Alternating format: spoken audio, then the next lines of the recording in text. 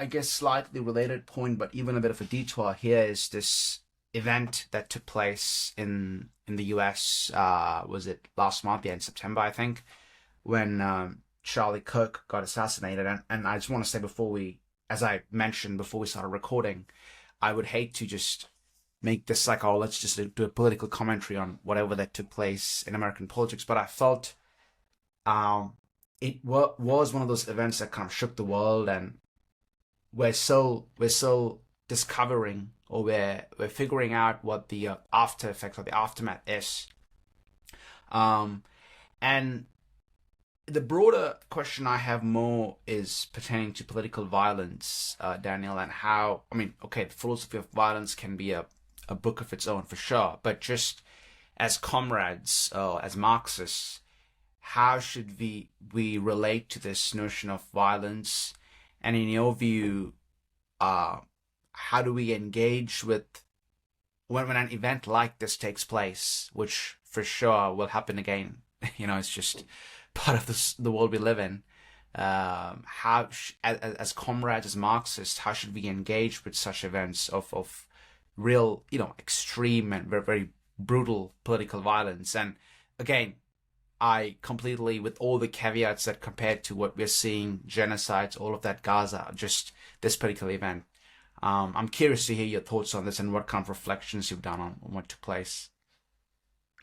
Yeah, thank you for the question. I think from a Marxist point of view, I would say that terrorism there's a long history of kind of categorical rejection of terrorism. And I think that this event qualifies as terrorism, and therefore I think that it must be renounced and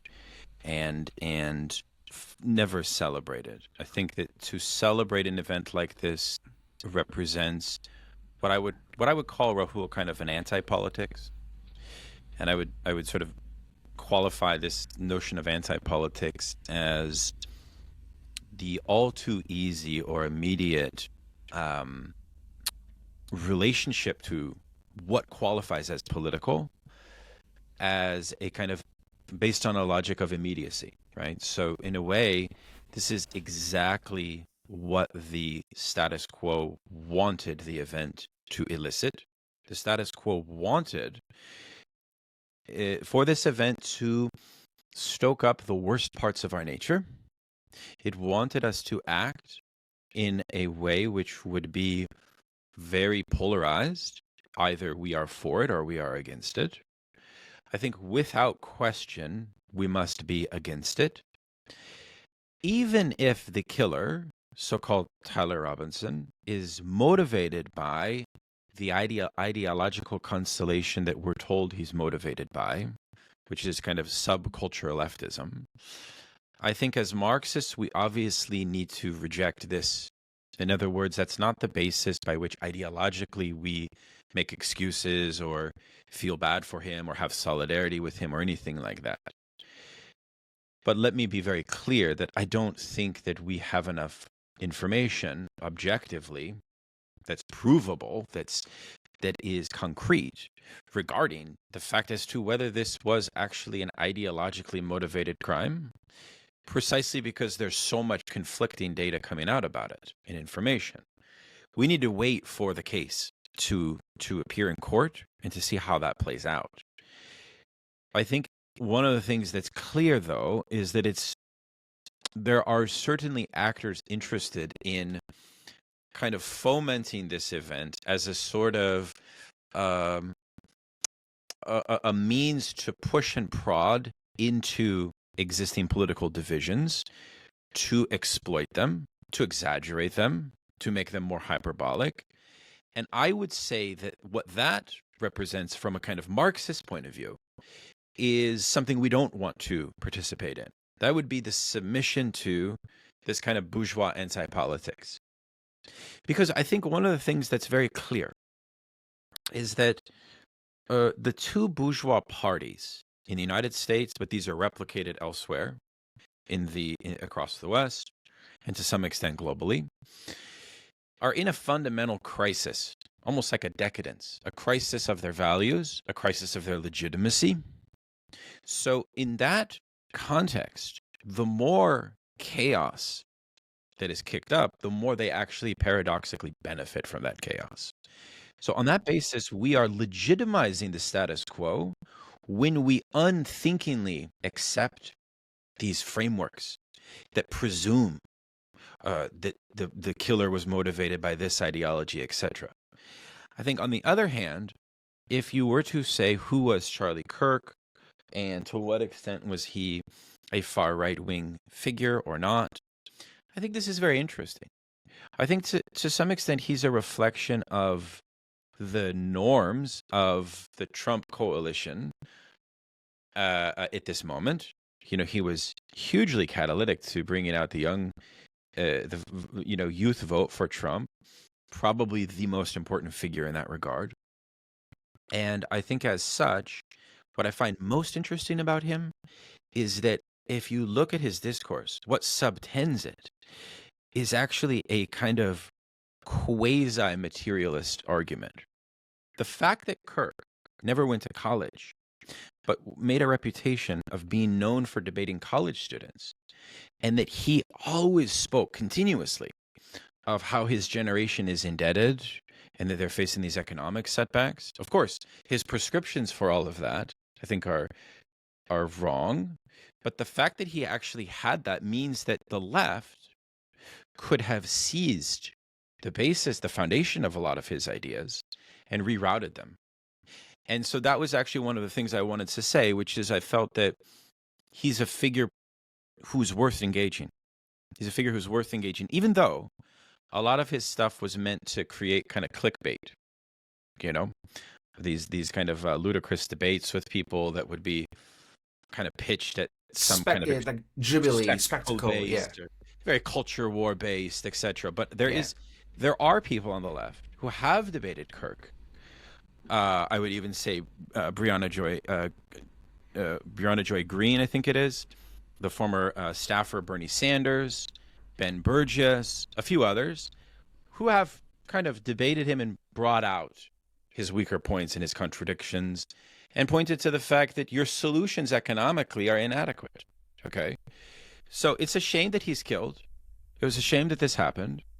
And I think that, I want to give you a chance to follow up, but I have some thoughts about, what this signifies moving forward.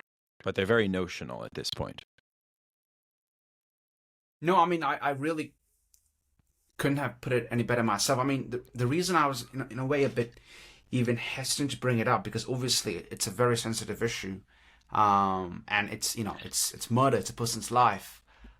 But at the same time, it's also a symbolic act. And I mean, he was an American figure, as you say, somewhat of even like an internet troll.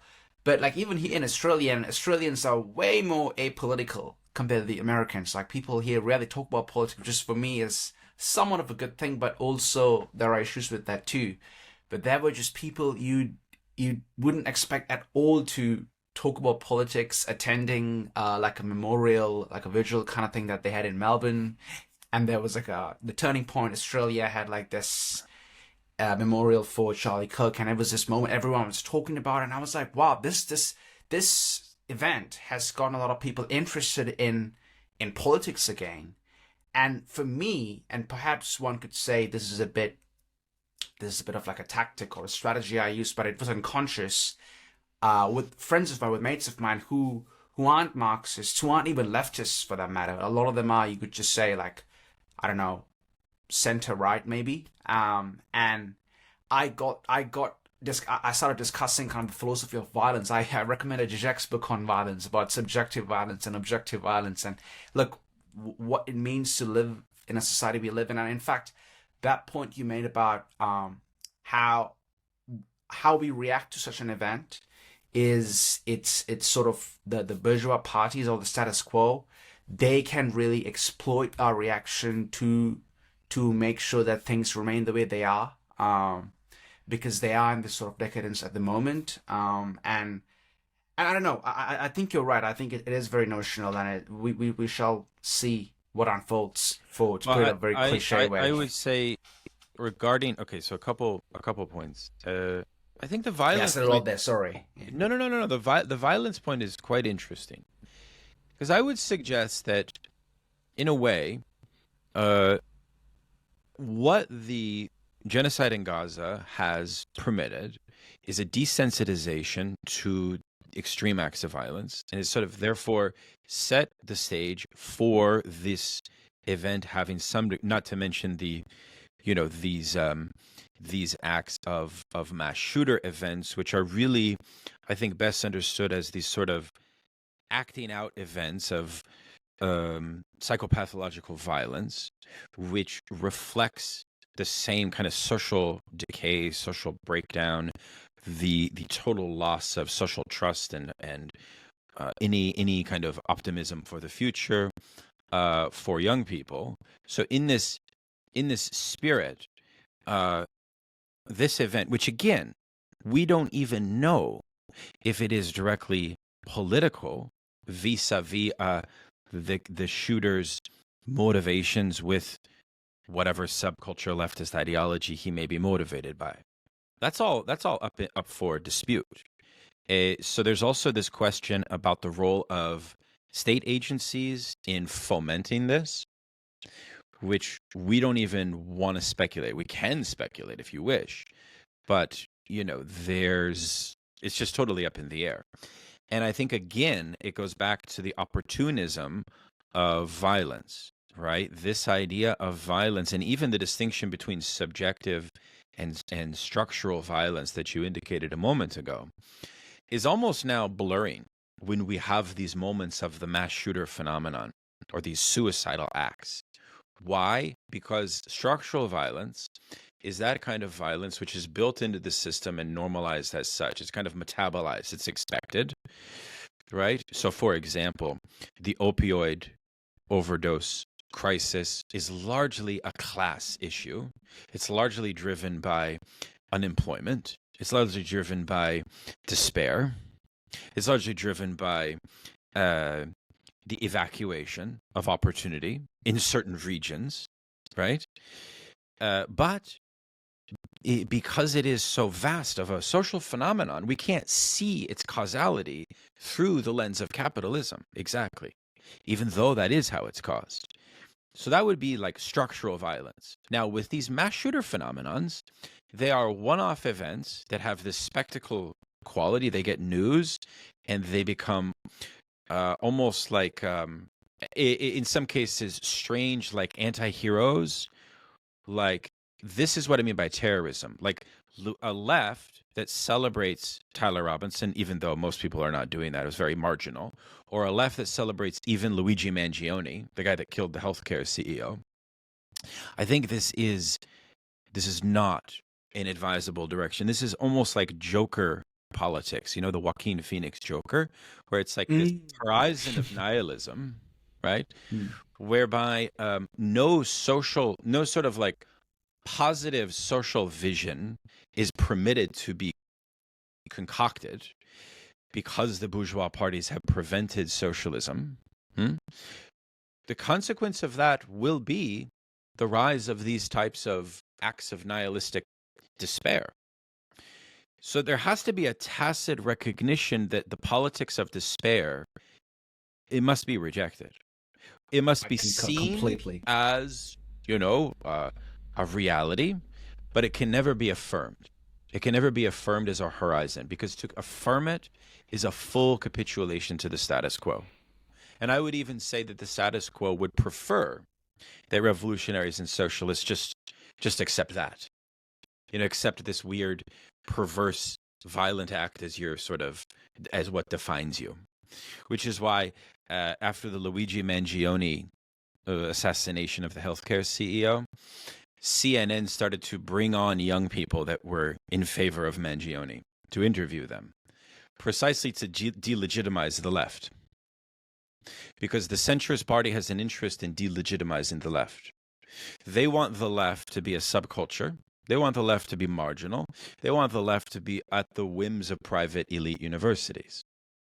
And unfortunately, the reason that you are despairing about the left is because they have been successful in marginalizing the left in that precise way. So the left now is seen as a private project, not a public project. And I don't mean that in the Kantian public-private use of reason, because of course in Kant it's the reverse. It reverses. It's the reverse in the But Enlightenment. no, but in simple terms, the left is seen as an elite, sort of vanguardist, antiquated, out of touch, private college expression, which has no palpable connection to the broader masses, to the working class in their condition. So I know that you want to talk about that, but this. So you see my point, which is that the center wants the left to remain that way. I think that Marxism, and this kind of connects to my original point about what Marxism is, has always seen itself also as a corrective of what the left is. Therefore, to be on the left, Marxists should be the ones defining that. Marxists should be the ones defining that. Because the left it's still up for grabs. It's not fixed. Interesting. What do you mean by that? It's still up for grabs. I wasn't expecting you to say that. I think this basic idea, even though I'm highly critical of post-structuralism, but this basic idea that the left is a kind of floating signifier has some truth to it. It's a floating signifier with historical grounding in strong principles, which means that at any given time, we fight for the dignity and the preservation of the principles of the left, knowing full well that there are nefarious actors trying to pervert the true meaning of the left. So what I mean by that is that we're always trying to define for the masses, for the working class, the true left. Right? Yes. It's not only a priori. It's not only a priori.